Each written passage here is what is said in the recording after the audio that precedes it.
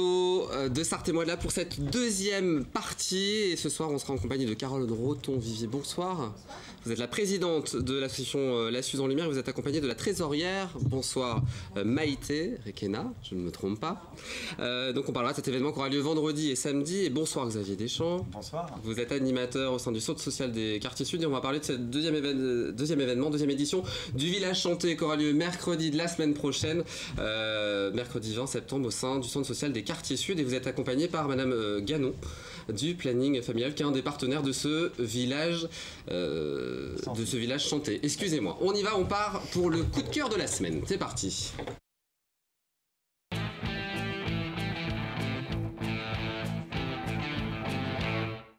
Je suis toujours avec Guillaume Fournier, je ne l'ai pas rappelé, on peut intervenir évidemment à tout moment. Oui, et on va parler d'un événement, le coup de cœur c'est vous, Caroline, ou plutôt l'événement Le Son et Lumière, première édition, vendredi et samedi. Comment on se sent, toutes les deux, comment vous vous sentez à quelques jours, quelques heures de ce premier événement? Eh bien, c'est vrai que c'est un peu stressant parce que là, c'est tout le montage, gradins, scène, sono, enfin, il y a du monde sur le château. Donc oui, ça, montage de Barnum, on est à fond dedans là. Comment ça va se passer ce Son et Lumière? C'est quoi le concept de ce qui va se passer vendredi soir et samedi soir? Eh bien, on va retracer l'épopée d'une période de 100 ans, de 1750 jusqu'à 1860 à peu près. Et on aura un fil conducteur qui est un ancien suzerain, Ariste Trouvé-Chauvel. Et on va raconter son histoire. C'est le fil rouge du spectacle. 30 acteurs, oui. Comment ça vous est venu de faire Eh bien, en fait, j'ai des amis qui sont sur Neuvy en Champagne et qui avaient fait un Son et Lumière aussi théâtralisé et j'avais trouvé l'idée intéressante. Et étant jeune élue au conseil municipal de la Suze, j'avais soumis l'idée à mes confrères qui m'ont demandé d'étoffer le projet, de budgétiser un petit peu tout ça. Ce que j'ai fait et au final, ils ont trouvé l'idée intéressante. Donc, il y a une association qui s'est créée à la suite de ça, pour que ça soit vraiment séparé de la mairie. Et en fait, on est parti à 2, à 3, et maintenant on est 250. Ah, ça, oui, 170 figurants, 30 acteurs, 230 bénévoles. Là, c'est en train de travailler à fond. Là, ils sont derrière le petit écran, là, ils font une pause sur les montages. On leur fait un petit coucou, bon courage. Ouais, coucou. Mais non, c'est oui, une vraie fourmilière, exactement. Comment ça s'est monté ce projet financièrement? C'était compliqué il a fallu du temps? En fait, le plus compliqué c'était ça. C'était l'idée c'est bien, mais comment on finance? Donc on a été chercher le financement où on pouvait. Donc on a eu des partenaires, on a fait des packs partenaires pour intégrer les commerçants, les artisans, ceux qui venaient donner un coup de main. Ils sont enchantés du projet. On nous a soutenus à 200%. Donc du coup on est assez fiers. Les banques nous ont suivis sur le secteur et ensuite on a fait une subvention leader européenne, donc pour en fait tout ce qui est démarche culturelle dans les territoires ruraux. Et du coup, l'Europe finance certains projets intéressants. Et on a eu 18 sur 20 par la commission leader sur un projet fédérateur, intergénérationnel. Donc on était. Vous allez dépasser le Puy du Fou d'ici quelques années. Voilà, je pense que le Puy du Fou a dû commencer comme ça. Oui. Mais plus bas. Plus bas encore? Oui, je pense. Ah oui. Et donc du coup, non, on est assez fiers. Pour tous les bénévoles aussi, parce que comme c'est le côté de l'association, c'était de faire rencontrer les gens d'une population qui ne se connaissent pas forcément, parce que voilà, la vie actuelle fait qu'on rentre du travail, on rentre chez soi, on connaît à la rigueur son voisin, mais est-ce qu'on participe vraiment à la vie locale? Pas forcément, donc en fait là, un projet culturel sur l'histoire de la commune, ça pouvait intéresser les gens et du coup on est 250 décloisonné, mais c'est voué à être pérennisé après. Alors on fait le premier, on voit comment on s'en sort, un petit peu tout ça, on le fera pas tous les ans parce que ça essoufflerait tout le monde, les bénévoles, tout le monde, mais peut-être tous les 3 ans, ça pourrait être intéressant. Et c'est déjà un succès, faut se dépêcher pour réserver, il reste encore des places que quand je vous ai eu au téléphone, il y a un peu plus d'une semaine. Non, c'est complet sur les 2 soirées. D'accord. Combien de personnes vous attendez? On attend 1000 personnes par soir. Ah oui. 1000 personnes, donc 2000 personnes. Il n'y a même pas quelques places. J'ai encore quelques places en réserve au cas où, voilà, mais non, en vente. C'est en plein air, donc les gens peuvent voir de loin.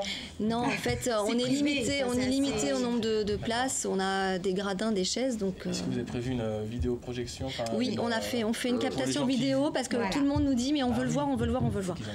Donc événement à découvrir vendredi, samedi. On vous souhaite tout le bonheur possible et inimaginable pour cette première événement. On imagine l'état de stress dans lequel on peut être. Tout à fait. Comme c'est le cas pour Piano Canto. Moi j'ai encore une semaine. Encore une semaine de relâche. Non, pas de relâche, mais de préparation en tout cas. Avant que le stress Nous, c'était un peu d'émotion quand on a fait la répétition dimanche en costume.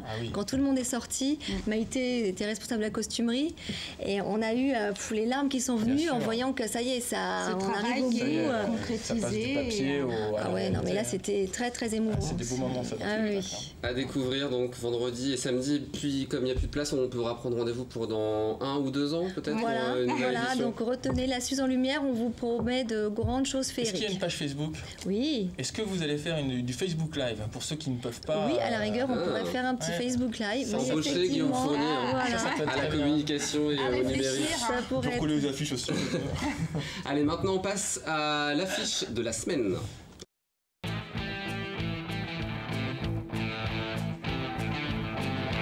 Alors ça pourrait être aussi notre coup de cœur de la semaine, cette deuxième édition du Village Chanté organisée par le Centre social des quartiers sud. Ça aura lieu mercredi, un petit peu plus tard, le mercredi 20 septembre.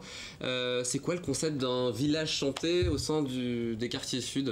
Alors en fait, le projet, il part à l'origine d'un contexte. Le Centre social travaille tous les 4 ans sur son projet social. Et donc, il y a eu un diagnostic de fait. Et sur cette thématique de la santé, en fait, on a mis en évidence le fait que le public avait une certaine méconnaissance des droits, des partenaires, des missions des partenaires santé. Donc, de là, on a réfléchi à un temps convivial, festif, puisque c'est aussi la volonté du Centre social de travailler sur des projets et de les rendre attractifs par leur convivialité. On sort des murs, on va en face, sur la plaine des Glonnières. Et on organise avec une vingtaine de partenaires cette année, puisqu'on est sur la 2e édition. On a doublé de volume en termes de partenaires. Et je pense que Marie-Josée pourra témoigner, ou en tout cas en dire quelques mots là-dessus. En tout cas, les partenaires ont tout de suite adhéré au projet, parce que je pense qu'il y avait cette volonté de sortir aussi des structures, d'aller vers les habitants. Donc on est sur une grosse après-midi festive et animée, avec de nombreuses animations et bien sûr de nombreux stands avec de l'information et de la prévention. Et le thème, c'est la santé, alors? Le thème, c'est la santé, ouais. Il y a plein d'activités. Alors, on va découvrir des choses. Guillaume, vous connaissez le Veltram?